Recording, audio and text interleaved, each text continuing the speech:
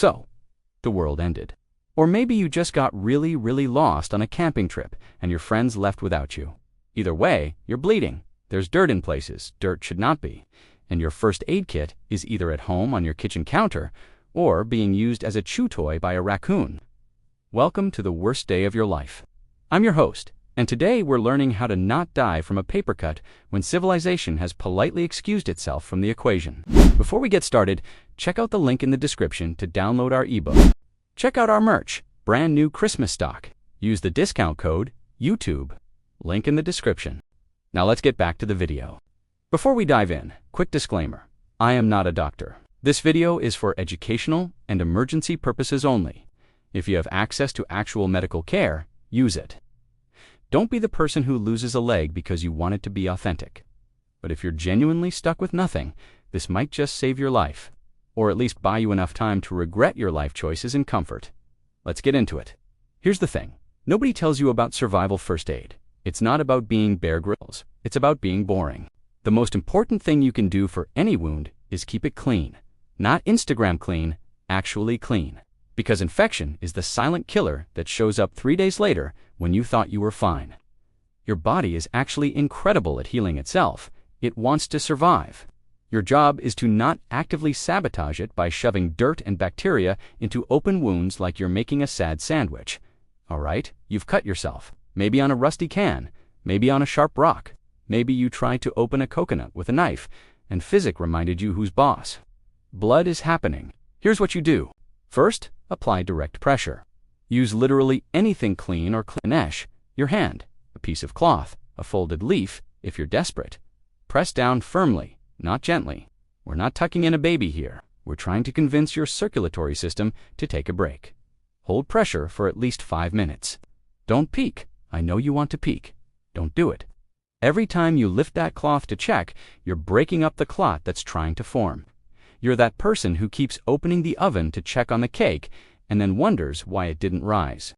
If blood is soaking through, don't remove the first layer. Add more material on top. Keep pressure. Elevate the wound above your heart, if possible. This is also a great time to practice your dramatic movie death scene poses, so there's that. For serious arterial bleeding, where blood is spurting out like a horror movie, you need a tourniquet. Twist a strip of cloth above the wound and tighten it with a stick. Mark the time you applied it. Tourniquets can cause tissue damage after a few hours, so this is your ticket to find help immediately. This is the abandoned ship alarm of first aid. So the bleeding has stopped. Congratulations, now comes the fun part. Cleaning. If you have access to water, you need to boil it. I don't care if the stream looks pristine and magical. I don't care if a Disney princess just drank from it. Boil it. Bring it to a rolling boil for at least 1 minute. 3 minutes. If you're above 6,500 feet elevation, let it cool. Then flush that wound thoroughly. No fire, no problem. Well, actually, lots of problems. But here's your backup plan. If you find any alcohol, rubbing alcohol, vodka, whiskey, anything over 60% alcohol, you can use that. Yes, it's going to hurt a lot. You're essentially punishing your wound for existing, but it works. Pour it directly on the wound to kill bacteria. Do not drink the alcohol for courage first.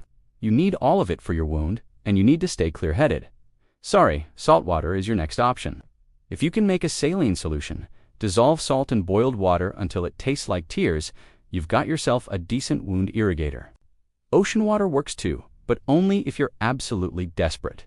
It's got bacteria, but it's also got salt. Nature's compromise, no water at all. You're in trouble, but there's still hope. Charcoal from your fire, crushed into powder, can be packed into wounds. It's been used for centuries as an absorbent and has mild antibacterial properties. It's not ideal. Nothing about this situation is ideal, but it's better than dirt.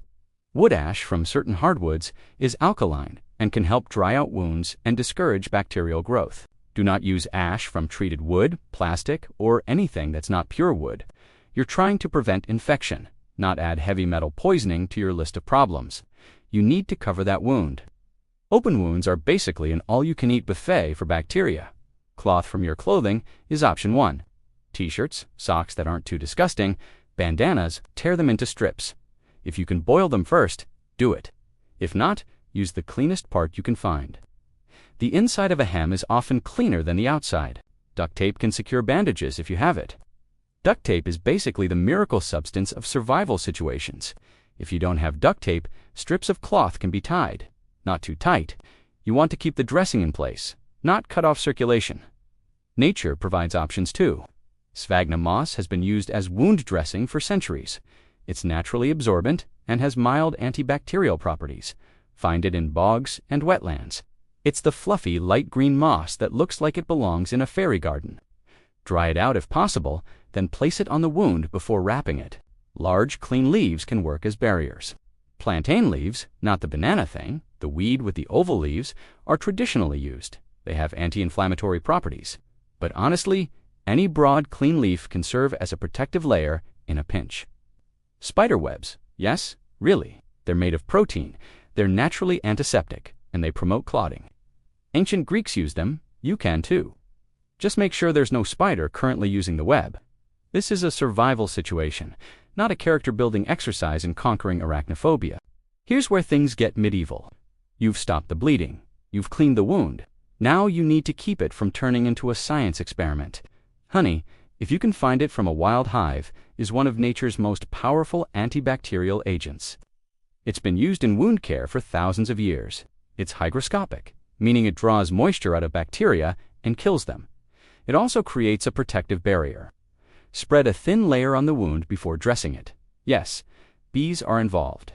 Yes, getting stung is a risk. Weigh your options. Garlic, crushed and applied to wounds, has natural antibiotic properties. It's going to burn, it's going to smell, but it works. Crush a clove and apply the juice, not the chunks. You're making medicine, not a pizza. Pine resin, the sticky sap from pine trees, has been used as an antiseptic for centuries. Warm it slightly to make it spreadable, then apply it to the wound. It seals, it protects, and it has antimicrobial properties. You'll look like you fought a tree and lost, but you'll be alive. Willow bark contains salicin, which is chemically similar to aspirin. Chewing it or making a tea can help with pain and inflammation. It tastes terrible. You'll do it anyway. Change your dressings regularly, every day if possible.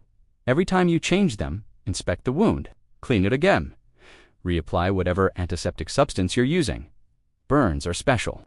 They're like wounds, but angrier. The rules change. First, cool the burn immediately with cool, not ice cold, water for at least 10 minutes. This stops the burning process in the deeper skin layers.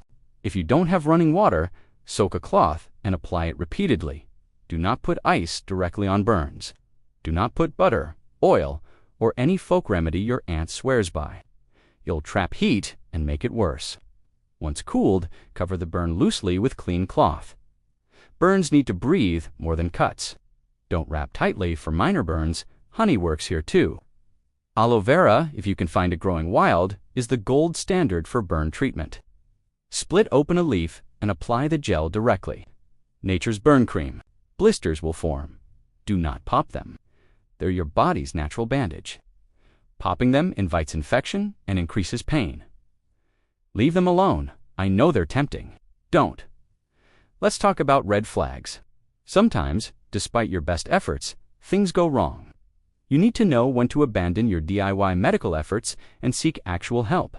Red streaks radiating from the wound. That's lymphangitis. That's infection traveling through your lymphatic system toward your heart.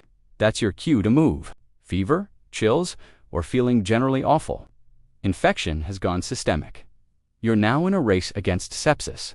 Pus that's green, yellow, or smells like death. A little clear drainage is normal. This is not that. Increasing pain instead of decreasing pain. Wounds should hurt less over time, not more. Swelling that's getting worse.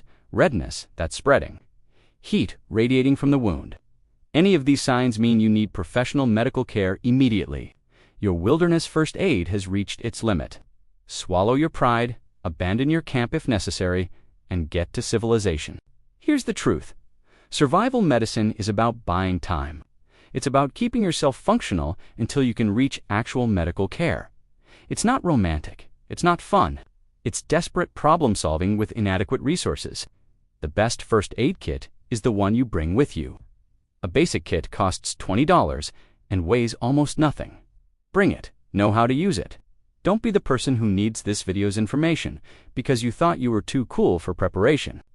But if you find yourself in that situation, if everything goes wrong and you're alone and bleeding, remember this: humans are survivors. We've been patching ourselves up with rocks and leaves for hundreds of thousands of years. Your ancestors survived without antibiotics, without sterile dressings, without YouTube tutorials. You have knowledge they didn't have. You understand germ theory. You know about infection. You can think critically about what materials are cleaner than others. That gives you an advantage. Stay calm. Work the problem. Clean the wound. Stop the bleeding. Protect it from further contamination. Monitor for signs of infection and get help as soon as humanly possible. You're tougher than you think.